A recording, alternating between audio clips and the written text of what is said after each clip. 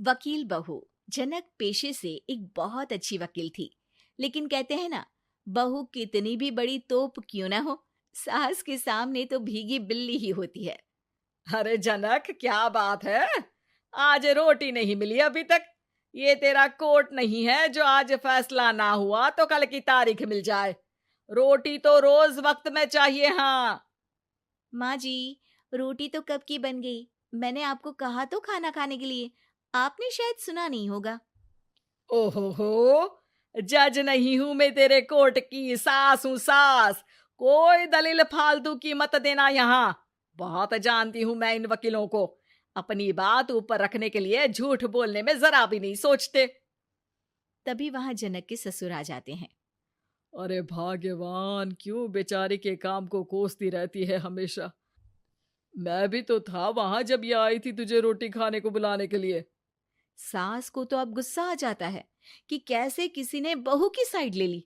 अरे वाह जी वाह, वो तो मैं जानती थी कि कोई ना कोई गवाह तो ये पेश कर ही देगी। पर मैं तो अब सीधा खाना खाकर सोने जाऊंगी। मुझे आदत नहीं है किसी से बहसा बहसी करने की। पता नहीं कैसे ये वकील इतना दिमाग लगाकर खुद तो झूठ बोलते ही हैं, साथ में झूठे गवाह भी ले आते हैं।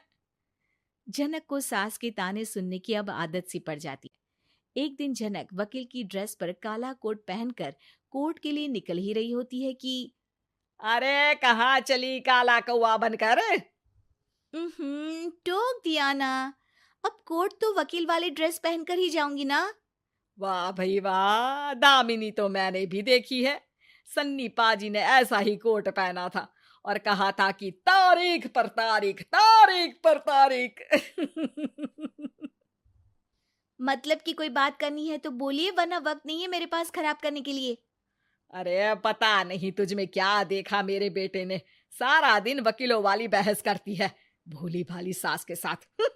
अच्छा सुन, जो इतनी बहस मेरे आगे करती है ना, जरा अपने बॉस से कर ले, जो 1 साल भी ना हुए तेरी शादी को और काले कपड़े पहना दिए।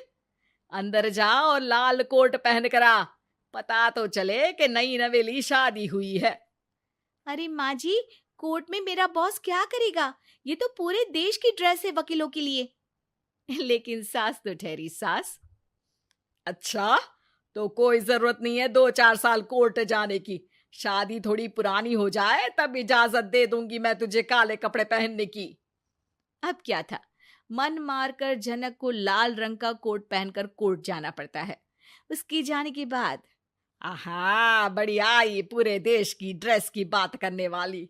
अरे पहना दिया ना लाल कोट। अब सास आए दिन या तो जनक को उसके काम का ताना देती, या फिर उसका काम छुड़वा देने की धमकी।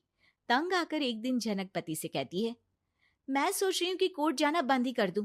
अरे क्यों यार, इतना अच्छा करियर है, क्यों छोड़ने की सोच रही हो? अरे लाल रंग का कोट पहनकर जाना पड़ता है। हर बात पर सास ताना देती है कि वकील तेज होते हैं, सवाल जवाब करते हैं, झूठी दलीलें देते हैं। अरे तो ठीक है ना, वो जो कहती है अपनी समझ से कहती है, लेकिन तुमको तो पता है ना कि सच्चाई क्या है। जनक को पति की बात से हौसला मिलता है कि तभी घर पर कुछ लोग आ जाते हैं। अरे आइए पंच साहब, कैसे आना हुआ? अरे भाई साहब, सुना है कि आपकी बहू वकील है। तभी वहां सास आ जाती है। हाँ है तो, लेकिन क्या हुआ? फिर कहीं बहस कराई क्या? अरे हम तो खुद दुखी है उसके व्यवहार से। अरे भाभी जी, आपको तो पूरा मोहल्ला जानता है कि आप कितना बोलती है। फिर हम यहाँ बहू रानी की कोई शिकायत नहीं, बल्कि अपनी परेशानी लेकर आए हैं। ससुर जी खुश हो जाते हैं। हाँ हाँ, मैं भी बहू को बुलाता हूँ। जनक वहां आती है, सबको नमस्ते करके बैठ जाती है। बहू रानी, हमारे गांव में बड़ी मुसीबत आ गई है। अब तो पूरे गांव की जिम्मेदारी मानो तुम्हारे कंधों पर है। अरे ना ना, इससे तो घर की जिम्मेदारी पूरी नहीं होती, ये गांव की जिम्मेदारी क्या लेगी? भाभी जी, आप चुप हो जाओ। यहाँ पढ़े लिखे लोगों की बात हो रही है। आप जाओ, जरा रसोई से सबके लिए चाय लेकर आओ। मैं कॉफी लूंगी। हाँ हाँ, वकील साहिबा के लिए कॉफी। सास सर पैर सब पटक कर वहां से निकल जाती है। बहू, गांव में पानी नहीं आ रहा है, पड़ोसी राज्य ने हमारा पानी रोक रखा है। इसका मामला तो बड़े कोर्ट में चलेगा पंच जी, लेकिन ऐसा क्यों?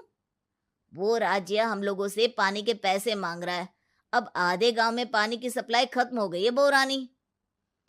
अच्छा पंच साहब, बात गांव की है तो मैं जरूर केस लड़ूंगी। यहाँ एक बार फिर सास की एंट्री हो जाती है। अरे वाह जी वाह, ये काम करवा लो, आप हमारी बहू से बहुत अच्छा करती है। मैं हूं सीधी सादी सास। इस लड़की ने कैसे लड़ लड़ कर मुझे साइड कर रखा है, ये तो अब आपको पता चल ही जाएगा। अरे भाभी जी, आपकी आवाज तो पूरे गांव को सुनाई पड़ती है जब आप बहू रानी को सुंदर वचन सुना रही होती हैं। अरे वकील बहू मिली है, फक्र करो फक्र। हाँ जी हाँ, सारी फकर तो हम लोग ही करें। खैर, अब जो केस लड़ेगी और पानी गांव में आ जाता है तो पंच साहब लिख कर देना होगा कि हैंड पाइप में सबसे पहले मेरी बाल्टी और घड़ा भरेगा। अरे फिर तो हम बहू रानी के नाम पर घर पर ही सप्लाई दे देंगे, लेकिन ये इतना आसान नहीं है। बहू, गांव के पास अभी वकील करने की भी पैसे नहीं है तो। अरे पंच साहब, ये मेरे गांव का मामला है, मैं आपसे एक भी पैसा नहीं लूंगी। सास को बहू की बात पर गुस्सा आ जाता है, लेकिन सबके जाने के बाद झनक मन लगाकर गांव की परेशानियों को दूर करने में लग जाती है। और वो दिन भी आता है कि झनक केस जीत जाती है। अरे आज तो प्लम्बर आकर घर तक पाइप लगा गया है। खुश हो जाओ, मेरे कारण तुम लोगों को घर के अंदर ही पानी मिल जाएगा।